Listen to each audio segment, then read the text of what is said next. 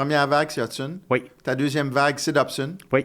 Fait que là, si c'est un joueur qui est plutôt offensif, puis tu as Ryan Backer qui s'en vient à droite, tu te dis, bon, peut-être une monnaie d'échange? C'est là où je m'en allais. Ah, excuse-moi. C'est que si Pickford, d'après moi, devient un défenseur numéro 5, Ouais.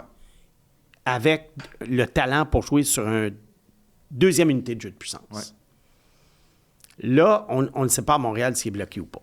Et à ce moment-là, tu sais, souvent, quand on fait des échanges, Mathias, on échange souvent un premier choix, un deuxième choix, et il y a des espoirs qui s'en vont ailleurs. Et les espoirs, rarement, vont être de premier plan.